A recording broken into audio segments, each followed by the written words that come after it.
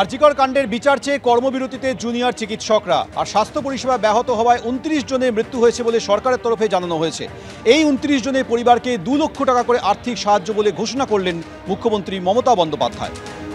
দিনে 2 বার ব্যবহার করো স্টপেজ ক্রিম আর নিজেকে রাখো এভারগ্রিন কেয়ারশেড অ্যারোমা থেরাপি স্টপেজ ক্রিম আর খুঁজে পাও নতুন আমিকে।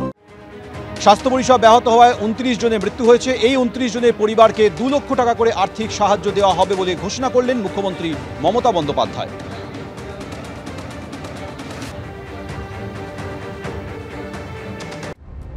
তরুণী চিকিৎসককে ধর্ষণ খুনের ঘটনার তদন্তে এবার তৃণমূল বিধায়ক ও আরজিকর মেডিকেলের রোগী কল্যাণ সমিতির চেয়ারম্যান সুদীপ্ত রায়কে জিজ্ঞাসাবাদ করল সিবিআই।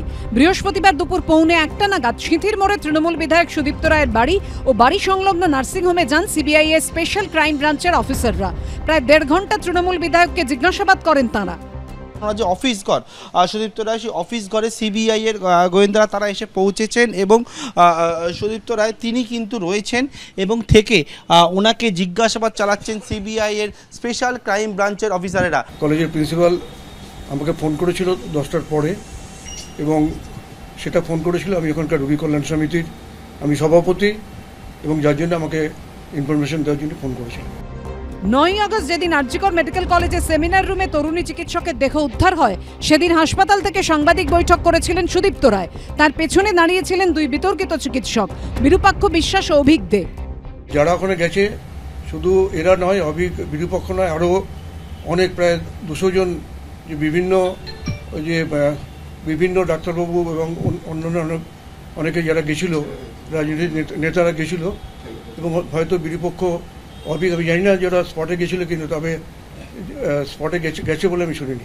পিছনে দাঁড়াতে পারে কিন্তু তার সঙ্গে অন দ্য স্পটে থাকার কোনো সম্পর্ক নেই। এবং আমি তখন বলেছিলাম আনন্যাচারাল ডেথ, এবং আমরা তার বেশি কিছু বলতে পারি না। তার কারণ হচ্ছে পোস্টমর্টম হওয়ার আগে কখনই বলা যায় না যে আনন্যাচারাল ডেথের কারণটা কি।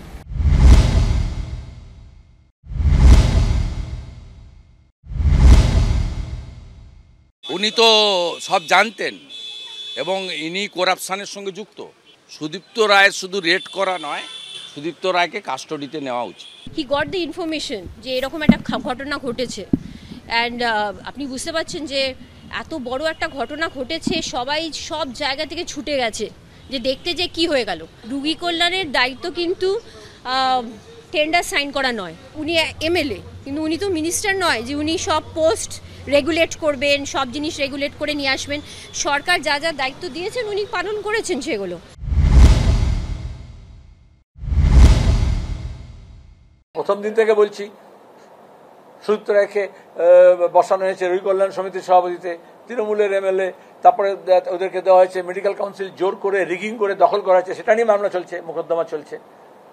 যেভাবে ভোটটা করা হয়েছে ডাক্তারদের মেরে পিটে ভোট না দিয়ে।